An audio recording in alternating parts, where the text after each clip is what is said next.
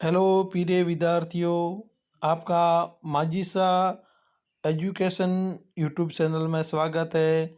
मैं आज लेकर आया हूँ कक्षा 8वीं का सामाजिक विज्ञान का पेपर, जो आपके आने वाली बोर्ड परीक्षा के लिए बहुत वरदान साबित होगा, क्योंकि हमने कड़ी मेहनत करके और विषय को एक एक पार्ट को देखकर और प्रत्येक प्रश्न को देखकर महत्वपूर्ण महत्वपूर्ण प्रश्न आपके लिए लेकर आए हैं। प्रिय विद्यार्थियों, मेरी आपसे एक रिक्वेस्ट है, यदि आप इस चैनल पर नए हो तो मेरे चैनल को सब्सक्राइबर ज़रूर करें और लाइक करें, शेयर करना न भूलें। प्रिय विद्यार्थियों, आज मैं आपके लेकर आया हूँ 25 क्वेश्चन। कितने क्वेश्चन लेकर आया हूँ? 25। तो इस क्वेश्चन को आप ध्यान से सुने और अपनी नोटबुक में उतारें। प्रिय विद्यार्थियों, आज थोड़ा टाइम कम होने के कारण मैं आपको छोटे छोटे प्रश्नों का ही सवाल का उत्तर दे सकता हूँ, इसलिए आपको अपने नोटबुक में और अपने पासबुक में से ही ढूंढ के प्रश्न के उत्तर बताने हैं। क्योंकि टाइम कम होने के कारण आज थोड़ा पेपर में जल्दी बना के आपके लिए अपलोड कर रहा हूँ। तो प्रिय विद्यार्थियों, आपका टाइम वेस्ट कम करते हुए आगे बढ़ते हैं। सबसे पहले आएंगे आपके कोष्टक वाले सवाल। क्या आएंगे? कोष्टक वाले। पहला सवाल है, ब्रिटिश भारत का इतिहास पुस्तक के लेखक थे Lord Curzon, James Rylan, James मिल, डलोजी। तो इसमें सही है ग, जेम्स मिल। नील विद्रोह हुआ था 1800 1851 में, 1860 में, 1859 में, 1849 में। तो इसका उत्तर सी है ग, 1859 में। अंतिम मुगल बादशाह था औरंगजेब, जहांगीर, बहादुर शाह जफर और शाहजहाँ। इसमें से ये ग, बहादुर शाह जफर। भारत में पहली सूती कपड़ा मिल स्थापित हुई। भारत में पहली सूती कपड़ा मिल स्थापित हुई 1854 में, 1855 में, 1860 में, 1850 में। तो इसमें से ये क, 1854 में। आर्य समाज की स्थापना किसने की थी? स्वामी दयानंद ने, पेरियार ने, स्वामी विवेकानंद ने, राजा राममोहन राय ने। तो इसका उत्तर सी है क, स्वामी दयानंद ने। निम्नलिखित में से कौन सा कारक मृदा कारक नहीं है? मृदा का गठन, समय, जैव पदार्थ, इनमें से कोई नहीं। तो इसमें समय होगा मेरे हिसाब से, जो मृदा निर्माण नहीं कर सकता है।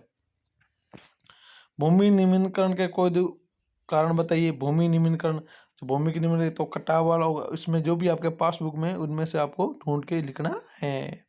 जनहित याचिका क्या है?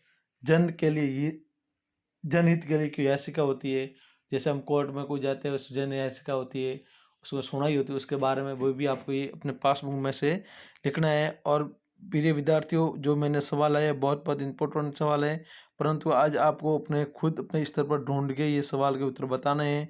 मैंने पहले ही बता दिया था कि समय कम होने के कारण आज मैं पूरे प्रश्न उत्तरों का उत्तर बता नहीं सकता हूँ, इसलिए आपको अपने खुद को प्रश्न के उत्तर ढूंढने हैं और याद करने हैं। और इस प्रश्न पत्र में से 100 में से 100 सवाल आएंगे और आपके 80 में से 80 मार्क्स पूरे के पूरे आएंगे, यदि आपने अच्छी तैयारी की तो। खनिज कितने प्रकार के होते हैं? खनिज, प्राकृतिक खनिज, अप्राकृतिक खनिज, दो प्रकार के होते हैं, वो आपको पता ही है। और 9वां सवाल है, प्राकृतिक गैस संसाधन संपन्न दो देशों के नाम बताइए। प्राकृतिक गैस, ऐसे कौन से दो देश हैं जहाँ प्राकृतिक गैस ज़्यादा है? एक तो रूस है और अमेरिका है। इराक, ईरान, तो वहाँ जो ज़्यादा है। तो ऐसे उनमें से कौन से दो देश बताने हैं? तो इनमें कौन से दो देश है जो जहाँ संसाधन ज़्यादा है? उन कारकों के नाम बताइए जो कृषि को प्रभावित करें। ऐसे कौन कौन से जो कारक है जो कृषि को प्रभावित करे? ये सवाल है 10वां। तो आपको पता है, भूमि प्रदूषण, जल प्रदूषण, आप ये खनन, काफ़ी ऐसे कारक हैं, उनमें से आपको कोई दो कारक बताने हैं। उद्योग शब्द से क्या तात्पर्य है? उद्योग, जो उद्योग धंधे होते हैं, फैक्ट्रियाँ, कल कारखाने लगते हैं, उसके बारे में वो भी आपको बताना है। जीवन प्रत्याशा क्या होती है? तो जीवन में प्रत्याशा क्या होती है वो आपको बताना है। उत्प्रवासी अप्रवासी में क्या अंतर है? उत्तर प्रवासी अप्रवासी में क्या अंतर है, वो भी आपको अपने पाठ्य पुस्तक में ढूंढ के उत्तर बताना है, क्योंकि ये आपके लिए बहुत महत्वपूर्ण प्रश्न है। 14-16 सरकार के 3 अंग कौन कौन से हैं? जो हमारी सरकार है उसके 3 अंग कौन से हैं? कार्यपालिका, न्यायपालिका और न्यायपालिका एक और व्यवस्थापालिका, जो भी है 3 अंग है उसके बारे में बताने हैं। नागरिकों के लिए मौलिक अधिकार क्यों आवश्यक है? 15वां सवाल है, नागरिकों के लिए मौलिक अधिकार क्यों आवश्यक है? क्योंकि नागरिकों के लिए मौलिक उसके भौतिक सुख सुविधा और उसका जो भी अपना हक मानने के लिए, कोई भी जो काम करने के लिए उसको हक प्राप्त करने के लिए मौलिक अधिकार जरूरी है, क्योंकि इसमें कोई भी व्यक्ति पीछे नहीं रहता किसी भी काम में, उसको सब कुछ अपना मौलिक अधिकार प्राप्त होता है। धर्म संपदा, धर्मनिरपेक्ष, अपना धर्म मानने के लिए, अपने शिक्षा प्राप्त करने के लिए, कोई भी काम हो तो मौलिक अधिकार जरूरी है। 16 भारत को धर्मनिरपेक्ष राज्य बनाने किन बातों का ध्यान रखा गया है? भारत को धर्मनिरपेक्ष राज्य बनाने हेतु किन बातों का पर ध्यान रखा गया है? भारत को धर्मनिरपेक्ष राज्य बनाने नहीं, यहाँ पर सभी धर्म रहते हैं। यहाँ पर कौन सी बातों का ध्यान रखा गया? क्योंकि यहाँ पर अंग्रेज आए थे तब तो सिख, ईसाई, मुस्लिम, हिंदू, जैन, अलग अलग धर्मों के सब लोग रहते हैं, और यहाँ का जो वातावरण है एकदम शांत वातावरण है, सब भाईचारे से रहते हैं। हर बात का यहाँ पर जो धर्मनिरपेक्ष राज्य घोषित किया तो हर बात का ध्यान रखा गया था यहाँ पे, कि भाई यहाँ का जो माहौल है वो बहुत अच्छा माहौल है। 17वां सवाल है, राज्य विधानसभा और संसद लोकसभा के बीच में क्या फर्क है? राज्य विधानसभा आपको पता है राज्य होती है, राज्य के अंदर का काम वो संसद बैठता है, उसमें राज्यसभा होकर मीटिंग होती है, और लोकसभा में संसद होता है जो दिल्ली में, लोकसभा के जो पूरे राज्य के एमपी बैठते हैं, और राज्यसभा में एमएलए बैठते हैं, जो अपने अपने सभी के अलग अलग कानून कायदे होते हैं, वो आपको ढूंढ के पासबुक में से बताना या किताब में से लिखने हैं।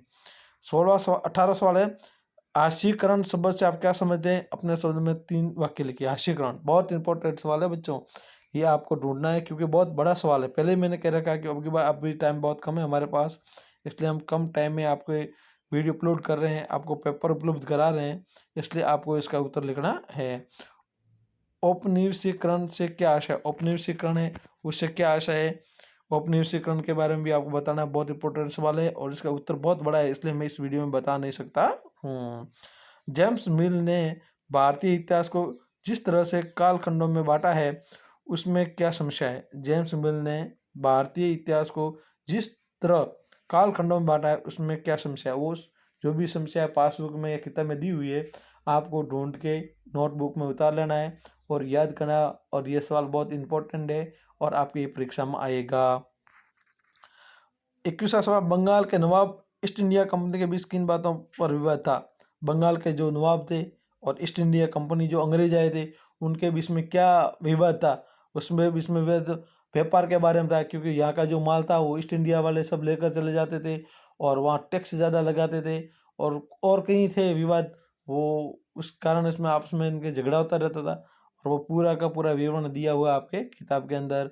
और अभी इसमें वीडियो बनाऊंगा तो हो जाएगा घंटा घंटा का वीडियो, और बाद में अभी बोरिंग आपको लगेगा, नहीं उसमें आपको शॉर्ट उत्तर मिल जाएगा। अथवा में आएगा, दीवानी मिलने से ईस्ट इंडिया कंपनी को किस तरह फायदा पहुंचा? दीवानी मिलने के बाद उनको व्यापार में फायदा हो गया, हर माल का टैक्स, हर माल का कर लगाना, टैक्स लगाना और टैक्स मिलना, हर उसके पास सब संपर्क में आ गया माल, काम अपना सब, जो भी राजा महाराजा थे सीधे ईस्ट इंडिया कंपनी के संपर्क में आ गए, जो अपनी बाद में वो मनमानी करने लगे, जो भी करना वो अपने हाथ से वो करते थे, काफ़ी फायदे हुए थे उनको। 22वां सवाल, east India company Tipu Sultan को खतरा क्यों मानती थी? क्योंकि टीपू सुल्तान उस टाइम का बहुत खतरनाक राजा था, और वो हमेशा ये चाहता था, कर्तव्यनिष्ठ आदमी था, वो ये चाहता था कि हमारा देश का लूट मार कर कोई आगे बढ़ लेकर नहीं जा सकता है, हमारे देश को कोई गुलाम नहीं कर सकता। और टीपू सुल्तान ये चाहता था कि भारत मेरा देश है और मैं इसकी रक्षा करूंगा, और अंग्रेज लोग थे वो टीपू सुल्तान पर अधिकार करना चाहते, और टीपू सुल्तान था वो आज़ादी से रहना चाहता था। रैन नील की खेती से क्यों कतरा रहे थे? अथवा उतरे रैन नील की खेती से क्यों कतरा रहे थे? ये भी बहुत इंपॉर्टेंट सवाल है। 23वां सवाल है, 1857 बगावत के फलस्वरूप अंग्रेज ने अपनी नीतियाँ किस तरह बदली? 1857 की जो क्रांति हुई थी, सेना भारतीय सेना ने, भारत के लोगों ने विद्रोह कर दिया, विद्रोह कर दिया था और जगह जगह ईस्ट इंडिया कंपनी का विद्रोह हो रहा था। तो उससे ईस्ट इंडिया कंपनी ने क्या क्या नियम चेंज किए, क्या क्या नियम कानून का आदेश चेंज किए, उसके बारे में आपको बताना है। लड़की लड़कियों को स्कूल में भेजने के पीछे लोगों के पास कौन कौन से कारण होते थे।